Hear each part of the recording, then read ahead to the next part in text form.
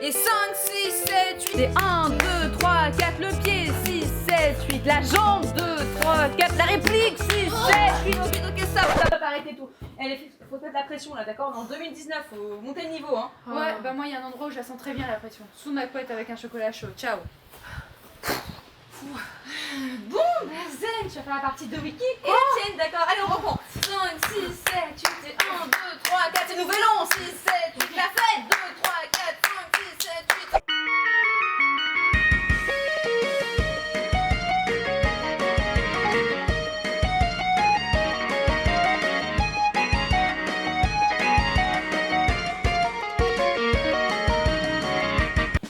Mais Zen, qu'est-ce que tu fais? On n'a pas fini. Non mais là, je fais une pause, s'il te plaît.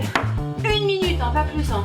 Au fait, Dean, j'ai trouvé un film qui pourrait te plaire. On n'a pas le droit de regarder un film, on est en pleine répète là. Dommage, ça aurait pu t'aider pour ton numéro, mais bon.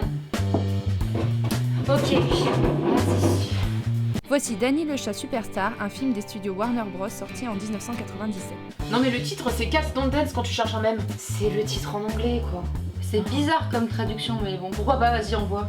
Je peux raconter, j'ai vu le film. On suit l'histoire donc de Danny et c'est un chat qui rêve de devenir une superstar à Hollywood. Oh là là, quelle surprise! Mais ce que tu ne sais pas, c'est qu'il vient de Kokomo dans l'Indiana. Kokomo, d'accord. C'est marrant comme nom de ville inventé quand même. Dean, ça existe vraiment et ça se trouve là. Putain, mais c'est vachement loin et le mec il y va en bus, genre l'avion ça existait pas à l'époque.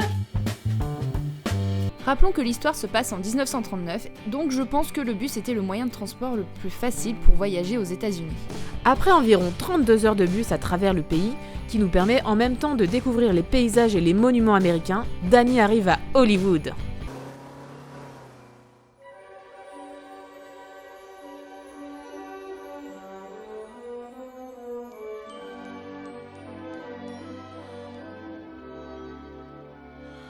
Non mais en vrai, il y a plus de monde que ça dans les rues. Hein.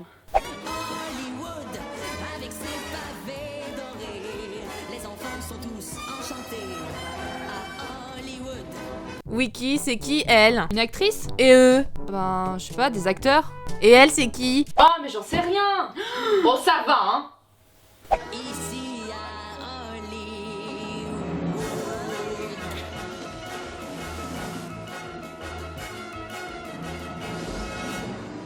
Je vois déjà le type de personnage qu'est Danny, le petit chat super optimiste et super agaçant qui veut réaliser son rêve par-dessus tout.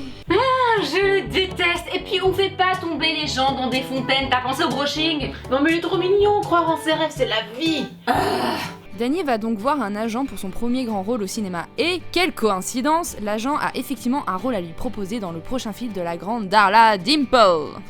La Darla Dimple, l'amie inconditionnelle des enfants et des animaux. Oui, c'est la même. Oui, c'est la même. Super, encore un autre personnage que je vais adorer, je sens. Je dois tourner à mon numéro. Eh attends, Dean, c'est juste le début. L'agent a également besoin d'un deuxième chat pour le film et miracle du hasard, sa secrétaire est un chat. Mais attends, l'agent c'est un humain, quoi, il a une secrétaire chat. Bah, il faut bien qu'elle ait un travail. Oui, mais pourquoi un humain a une secrétaire chat? Parce que... Sawyer, oui, c'est le nom du chat femelle. Enfin, ça a un nom, une chatte et... Bande de dégueulasses. Donc Sawyer finit par accepter de tourner dans le film de Darla et doit supporter Danny en tant que compagnon. Alors, c'est nous qui sommes les deux seuls chats de l'arche. Ça me plaît bien. Ce n'est pas très bon pour l'espèce. Ah la pauvre. En tout cas, on voit bien que les acteurs animaux ne sont pas très bien traités. Ouais, ça donne pas envie. Attention, Dean. Voici Darla. Youpi. Construit un petit bateau aussi mignon que moi. J'ai mis tous les animaux. Oh pitié, c'est beaucoup trop niais. Je me casse. Dean, tu restes là. Les lions faisaient. Miaou, miaou, miaou, miaou, maman, miaou, maman, miaou. Oh, et encore ce Danny qui fait tout foirer. Et les animaux. Et en particulier celui-là. Quoi?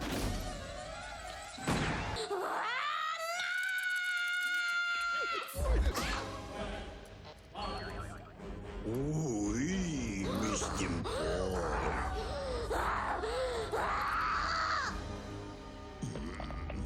J'avoue, je l'aime bien Darla, j'en étais sûre. Et puis il faut absolument que je me trouve un Max aussi, parce qu'ils me font grave penser à Topaz Aquamarine dans Steven Universe et j'aime bien. Ouais, ou sinon à Baby Doll dans Batman. Ouais. Mais à quel âge Darla sinon? On sait pas. Le petit chat d'Annie ne s'attendait pas à ce que le tournage se passe comme ça. Les animaux ne peuvent pas se mettre en avant et doivent se contenter de faire gentiment de la figuration dans les films d'humains. Mais Wooly le mammouth apprend à Danny que ça n'a pas toujours été le cas.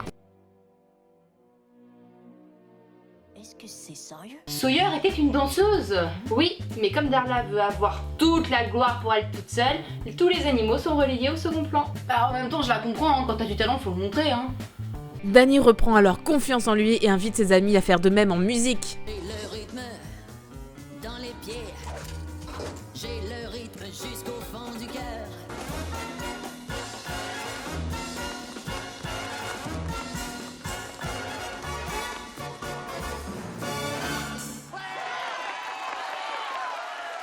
Oh, ça sent l'amour. Ça me rappelle Gatsby. Oh. Darla entend le spectacle par sa fenêtre et se sent menacée. Elle décide donc d'amener Danny dans un traquenard en utilisant son talent d'actrice, bien évidemment. Je veux que tu me pardonnes, alors vas-y, tu peux tout me demander. Non. Oh, mais j'insiste. Tu as sûrement besoin de quelque chose. Non. Tu es sûr que je ne peux rien faire pour toi? Oh, c'est gentil quand même, elle est super sympa. Hein. Non mais Zen, t'as vu le film ou... Bah oui. Non mais tu te souviens pas, elle retient que ce qu'elle veut dans les films. Ah ouais, c'est vrai. Et voici le vrai plan de Darla. Je ne suis pas devenue adorée en me laissant marcher sur les pieds. Ni homme, ni bête, ni petit chaton sans métier ne pourra me remplacer. La ferme Max. Ah, une chanson de méchant, oui, j'adore. Encore.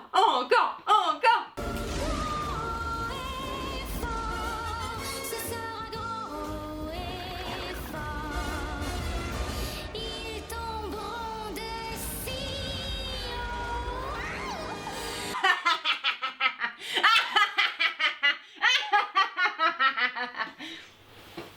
Darla s'arrange donc pour détruire son studio en l'inondant et faire porter le chapeau aux animaux, et ce pendant une conférence de LB Mammoth, le grand producteur des films Mammoth Pictures.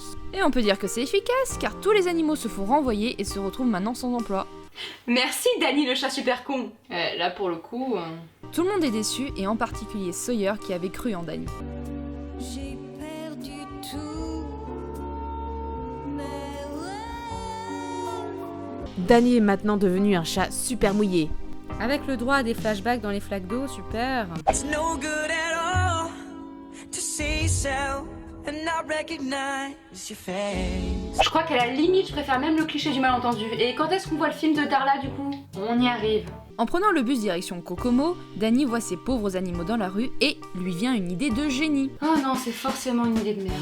Je suis désolée, Dean, mais il a son nom dans le titre du film, donc ça veut dire que toutes ces idées sont de bonnes idées, gna gna gna.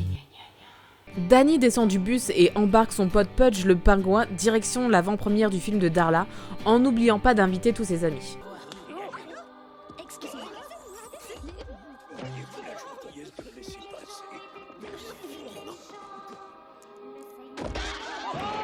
Désolé. Le film commence normalement et tout va bien. Ou presque, parce que Danny et Pudge préparent quelque chose derrière l'écran, mais un petit souci arrive. Dépêchons-nous car il va commencer à pleuvoir et cela durera 40 jours et 40 nuits. Regardez derrière nous ce gros méchant nuage qui... Heureusement, Danny arrive à se débarrasser de Max. Et que fait le petit minou? Miaou. Très très joli.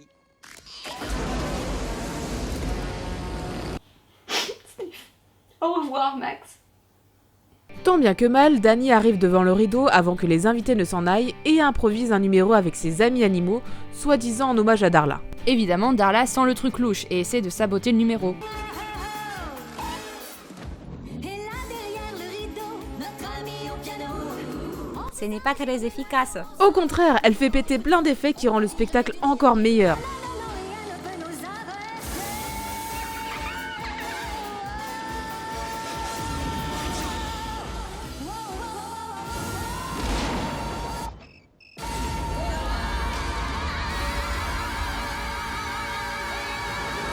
Waouh, ça décoiffe! Et là, Darla se fait avoir à son propre jeu et dévoile sa véritable nature en live devant le public du cinéma. J'aurais dû te noyer quand j'ai inondé le studio. Darla Dimple? Qui aurait cru ça?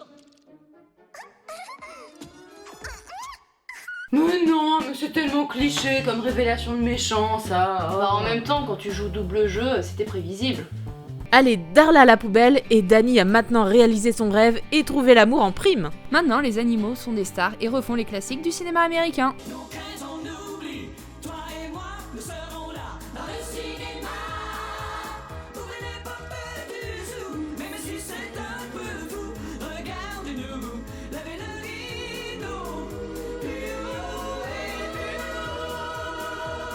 Attends, mais t'imagines si on avait que des films avec des animaux stars? Ouais, c'est bizarre. Bon, sinon, Dean, t'en as tiré quoi de ce film?